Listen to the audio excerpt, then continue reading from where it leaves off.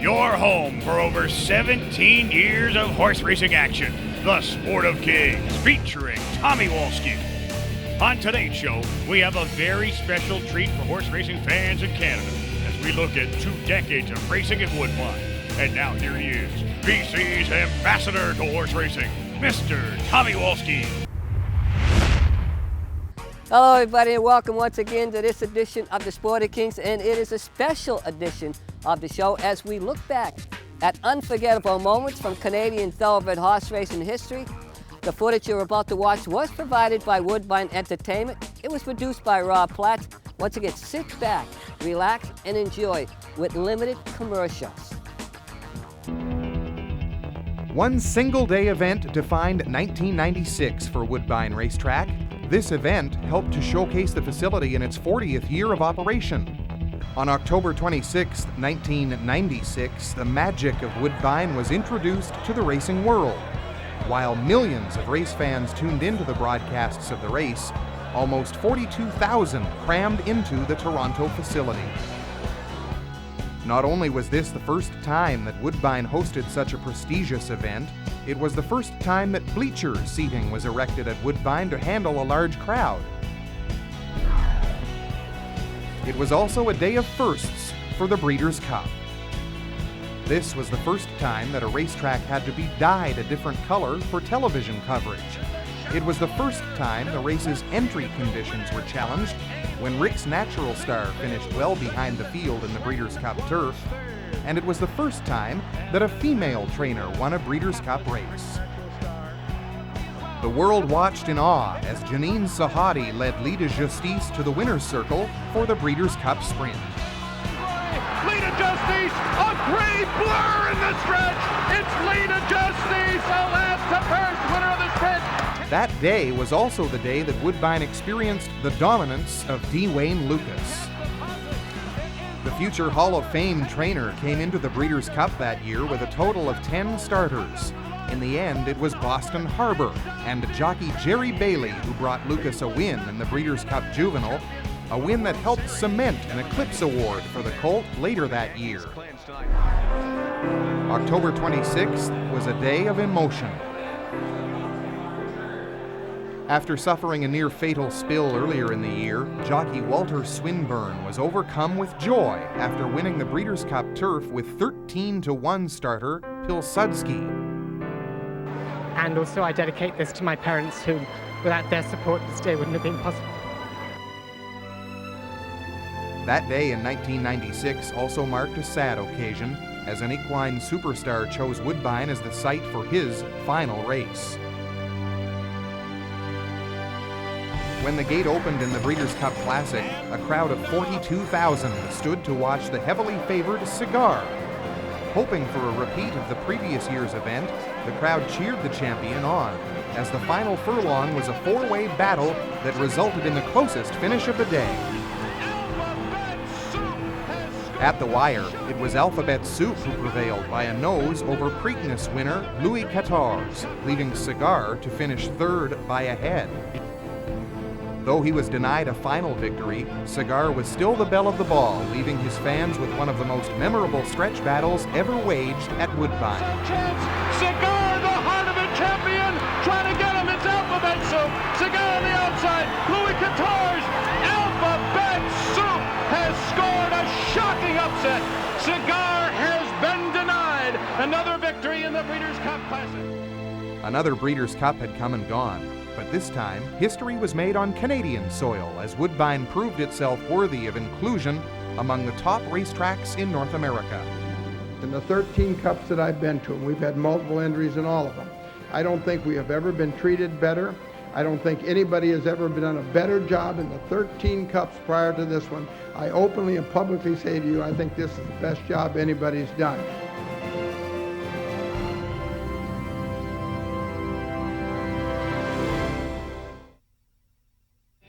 1997, a year that witnessed the birth of the incomparable Woodbine Mile. A year where a rhythmic name made track announcing oh so fun. And when 2 other legends each carved out their own brilliant place in Canadian racing history. In a visionary move, Woodbine exploited one of its key assets in '97, the world-renowned E.P. Taylor Turf Course, to launch a new era with a new race, the Woodbine Mile. Open to 3-year-olds and up, the Woodbine Mile was designed to lure top international runners, while also serving as a key prep for the Breeders' Cup Mile. In its inaugural running, Gentleman, the top handicap horse in North America, ventured to Toronto with his trainer singing the praises of the local lawn. But you couldn't find a finer turf course than this one at Woodbine. It's as good as I've ever seen in my life. With a buzz in the air and Gary Stevens up, Gentleman went postward as the heavy favorites. But the Argentine bred got bogged down inside. That allowed the Bill Mott-trained Jerry, guided by the late Chris Antley, to kick in and score in the first ever Woodbine Mile. And Jerry is closing out in the center of the course. Jerry is flying out there. Gentleman's back in fourth. On the outside, Jerry wins the Woodbine Mile. Jerry gave further validation of his Woodbine win in the Breeders' Cup Mile, where he went on to run a game second. Also campaigning at Woodbine in '97 was a multiple stakes winning mare with one of the more unique names ever heard in these parts. Woomaloo or Santa Amelia Woomaloo wins the dance smartly. Past greats found a permanent home in '97 as the newly renovated Canadian Horse Racing Hall of Fame opened to rave reviews. Located at the west entrance of Woodbine, the hall offers an elegant setting where Canada's racing legends live on forever. With Queen Elizabeth present, a future legend had his own coming out party, as Frank Stronach's Awesome Again with Mike Smith up scored as the punctual favorites in the '97 Queen's Plate. And Awesome Again would not be denied his place in history. He wins the Queen's Plate. The son of Canadian super sire Deputy Minister encored brilliantly the next year, winning the '98 Breeders' Cup Classic. Awesome Again has won! Finally, 1997 was the year of the Chief, as Canada's own Chief Bearhart won a slew of awards, including the Eclipse Award as top turf horse. And here comes the Chief. The Chief is rolling and on the leaders in a flash. Using his patented sweeping move, the Chief teamed up with jockey Jose Santos to earn a classy diploma in the Canadian International. And put a grade 1 feather in the cap of Canada's Chief Bearhart. He wins the Canadian International. From there, the Samson Farms charge shipped to Hollywood Park for the Breeders' Cup Turf. He was always a horse that was a bit of a handful to get the tack on anyway until you got him out there and going with the pony, but at Hollywood he was exceptionally bad and was trying to throw himself on the ground in the tunnel, and he made it very difficult to saddle, but he came away unscathed and ran a race of his life. Canada's Chief Bearhart charging on the outside. In between horses, Chief Bearhart and Borgia flying at the rail. Here's the line. Chief Bearhart has won. Though he took the overland route, Chief Bearhart covered the 12-panel route in a Breeders' Cup record 2:23 4/5, a mark that still stands.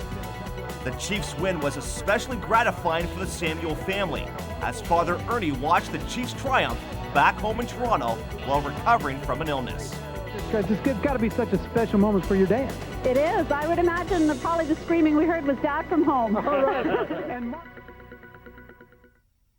Archer's Bay has taken the lead as they come to the final 16th for Kent DeSormo, winning the plate with Archer's Bay. After Eugene Melnick's Archer's Bay took the 139th edition of the Queen's Plate in 1998, there was already speculation that the brown son of Silver Deputy would skip the third jewel of Canada's Triple Crown, the Breeders' Stakes, regardless of where he finished in the Prince of Wales. Sure enough, on August 16th, after taking the first 2 legs of Canada's Triple Crown, Archer's Bay skipped the Breeders' Stakes after winning both the Plate and the Prince of Wales, leaving the door open for Pinafore Park to capture the 1.5-mile victory. And the filly has taken the lead. It is Pinafore Park in front, and Pinafore Park, the filly, manhandles the males to win the Breeders' Stakes.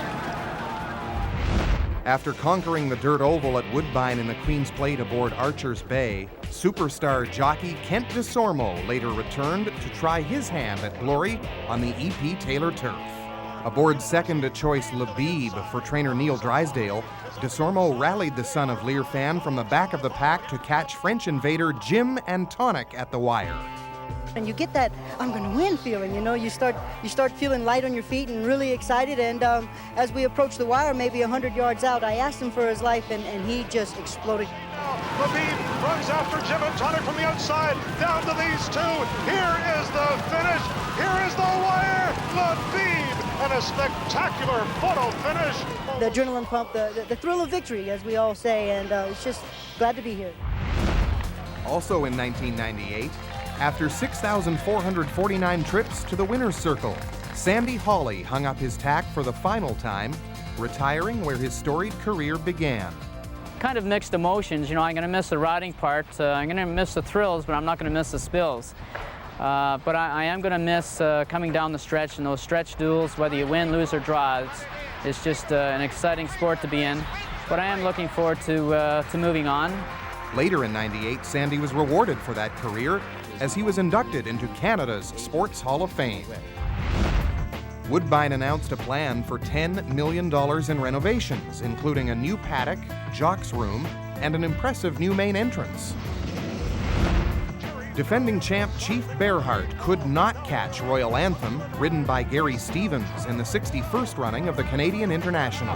Chief Bearheart is kicking in on the far outside, but his Royal Anthem got away on him. It is Royal Anthem leading it by 2.5. One last desperate push from the Chief, but England's Royal Anthem wins the Canadian International. And last but not least, 1997 Queen's Plate winner Awesome Again ventured from Woodbine to Churchill Downs with a perfect record for the year on the line to face 9 in the Breeders' Cup Classic. It was a field that included 97 Classic winner Skipaway, Kentucky Derby winner Silver Charm, and Swain, the best horse in Europe. That was an all-star cast. I don't recall ever, in the course of my 32-year career, seeing a field of horses as deep in quality as that field. But Awesome Again would not disappoint, rallying in the final moments in one of the most memorable classics in Breeders' Cup history. Awesome Again has won! Nob Hill Farm, Thornfield, 18-1, the longest shot on the board. What a thriller. Nob Hill Stables had scored some of Canadian racing's biggest upsets, with Ben Verb winning the Prince of Wales Stakes and the Molson Export Million back in 1992.